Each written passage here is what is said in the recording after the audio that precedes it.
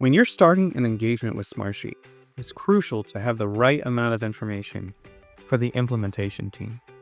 There's a balance between having too little detail and also too much detail. Even if the consultant can say, oh, I can handle all those sheets you send me or all those Excel exports, be careful of how much detail you give them.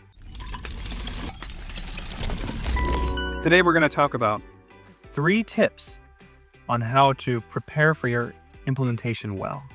The first tip is to keep it basic. You may have a grand vision in your mind on all the different features you want in the tool, but you should keep it clear on the priorities and the minimally viable solution. So maybe you see 15 different features this tool is going to have, but you know there are only really 5 that you need to start with. Make sure that you focus in on the 5 and very lightly give information about the other 10.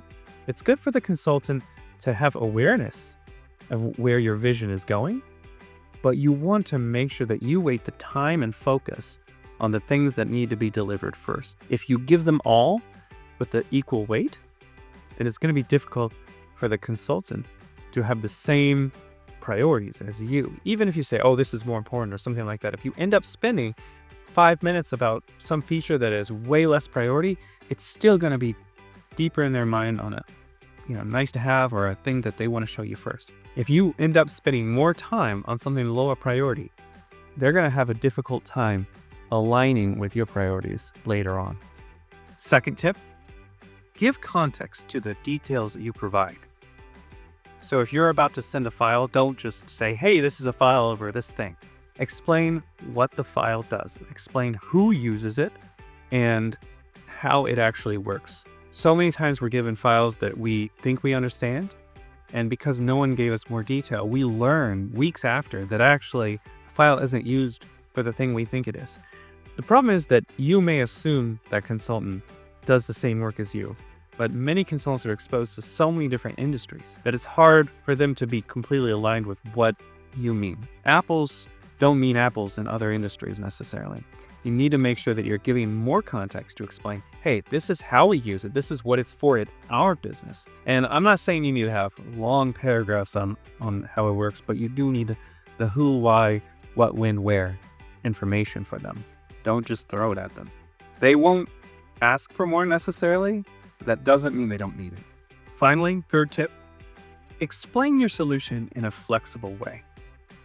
And what I mean by that is to tell the consultant what you imagine, what could be there. And you can use terms like, oh, I think a dashboard could really do this.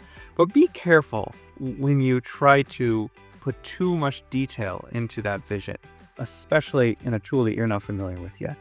You may tell them, hey, I really want to see this in a couple different dashboards and maybe just a report. But maybe you haven't worked enough in Smartsheet to see, oh, that actually could have worked better in a sheet. Consultants are constantly embattled between trying to make sure the client is getting their vision perfect and giving them what's best. The more you leave room for them to say, well, okay, they need to do it this way, they need to access information this way and see it this way, the more they could create the optimal solution.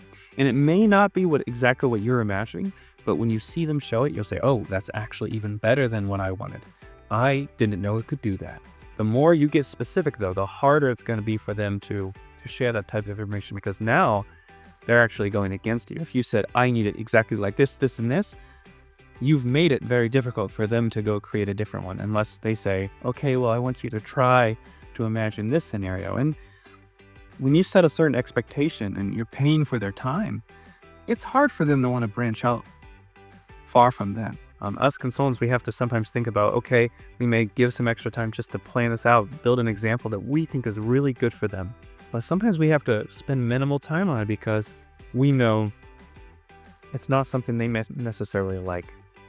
And the more you get rigid on what you're asking for, the more that will be the case and the less value you're getting from them. Because really, if you have that specific of vision, odds are you could have created a lot of it yourself. You probably still need a consultant to help perfect it and make it fully functional, but you're not getting your money's worth.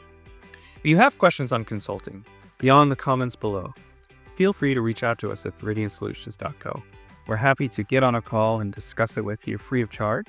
And if we find there's enough value to proceed forward, we would be happy to do a discovery session with you to understand what types of challenges you have. With that information, you can have a much better understanding of what you really need. Don't forget to subscribe. Thank you.